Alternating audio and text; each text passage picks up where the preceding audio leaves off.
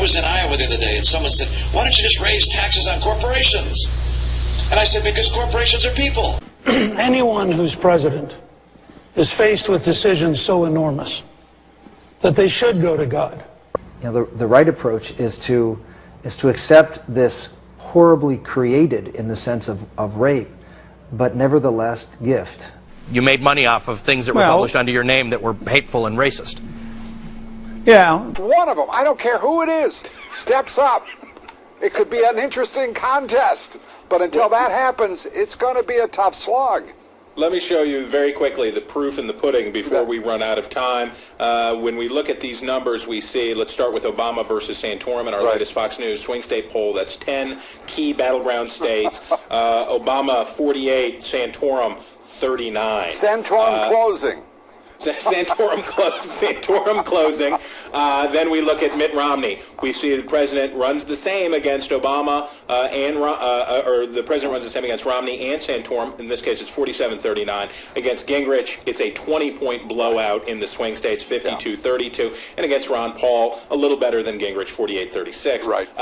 So for these independent voters, how much of, I mean, we just saw that Rick Santorum Super PAC is going to drop more than $500,000 in Michigan, bashing Mitt Romney. Mitt Romney's Super PAC is already bashing Rick Santorum. How much do these ads sink in and turn off independents who Republicans need in the fall? I don't know that they're going to turn off independents, but they're not going to motivate them simply because they're negative ads. They're going to have a real message here. And that's what each of these candidates right now, I think, Chris, is lacking.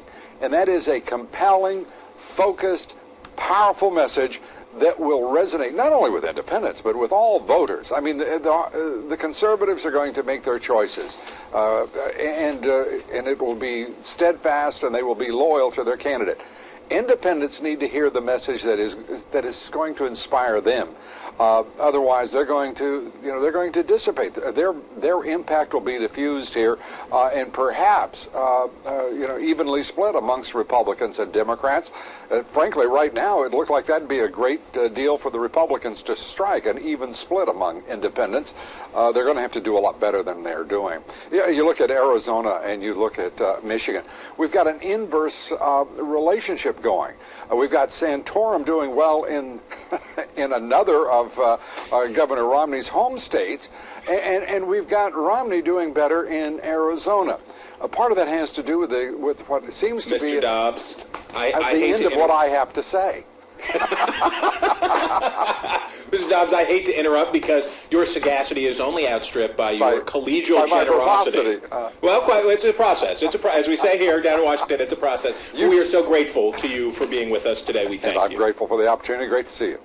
Okay. When there is certainty, that's the case that capital punishment can be used. I do not believe that we have a right in this country, in the Constitution, to take a human life. What I want to do is repeal Roe versus Wade. I'm not willing to sit back and say, too bad for Michigan, too bad for the car industry, too bad for the people who've lost their jobs, they're gone forever. Yeah, that's exactly what I said. The headline you read, which is said, let Detroit go bankrupt. I'm prepared, if the NAACP invites me, I'll go to their convention and talk about why the African American community should demand paychecks and not be satisfied with food stamps.